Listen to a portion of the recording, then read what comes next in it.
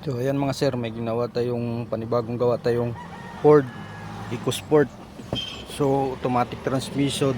So ang problema nito mga sir, nakailaw yung EBS tsaka yung traction control tsaka yung ito yung hills, ano to tawag dito. So ayan, try nating i-start, push button, start. So ayan, nakailaw. So puro EBS ang na-scan natin. So ngayon nag-check na tayo lahat, fuse dun sa harap, tapos dito, tapos lahat mga relay, ganun pa rin siya, okay naman, buo naman lahat. So ngayon tatanggalin natin yung EBS module dun.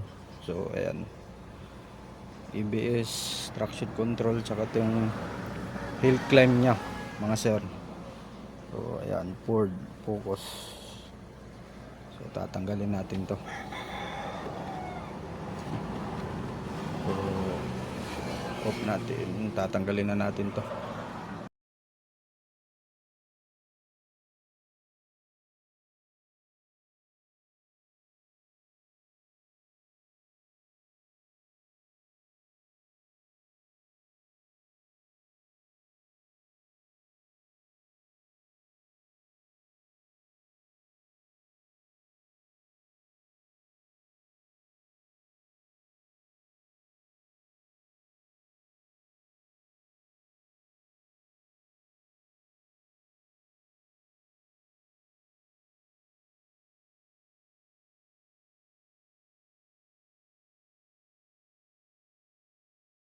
So ayan mga sir, natanggal na natin ito.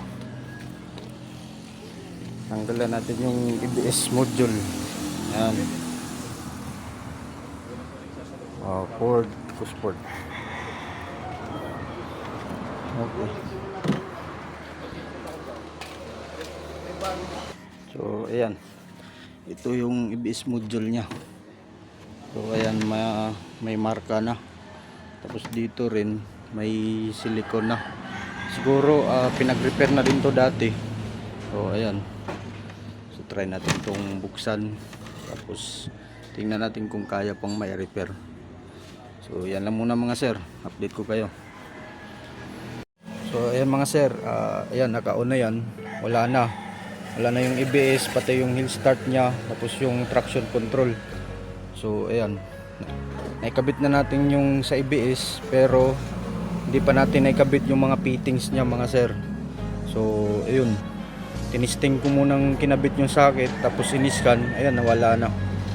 So ayan mga sir, kakabit ko na lang muna, tapos i-bleeding, update ko na lang kayo pagkatapos mga sir. So ayan, wala na yan. Okay. So ayan,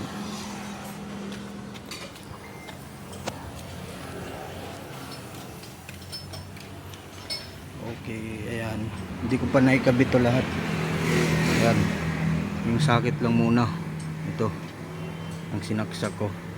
Actual diagnose muna mga sir, tapos kakabit ko na to. So update ko na lang kayo mga sir. Okay, ayan, kinabit na lang natin.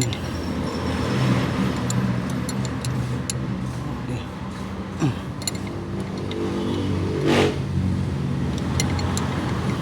kinabit na lang natin mga sir.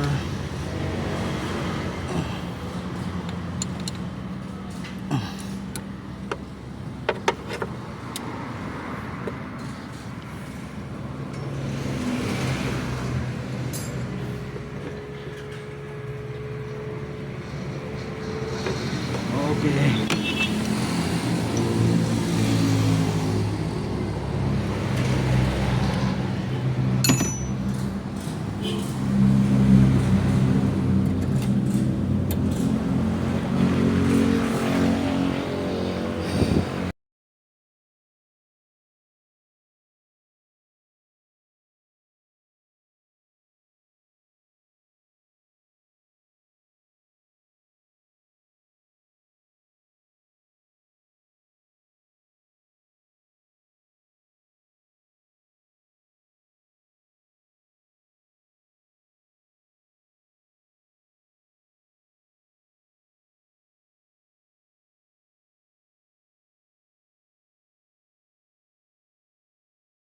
So ayan mga sir, naikabit na. So ayan, try na nating i-on doon. Ayan, Ford EcoSport. Okay, Ford EcoSport. So try na nating i-on. On. Pag nag-trip, ibig sabihin okay. Okay lahat, nag-trip mga sir. So ngayon, try na nating i-start.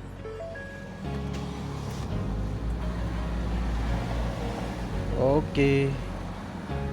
Go. Solve na to mga sir. So ayan, troubleshoot sa mga fuse, wiring, hanggang umabot na tayo sa ABS module. So yun, tinanggal natin tapos ni-repair. So binalik na. Ngayon okay na mga sir. So solve na to.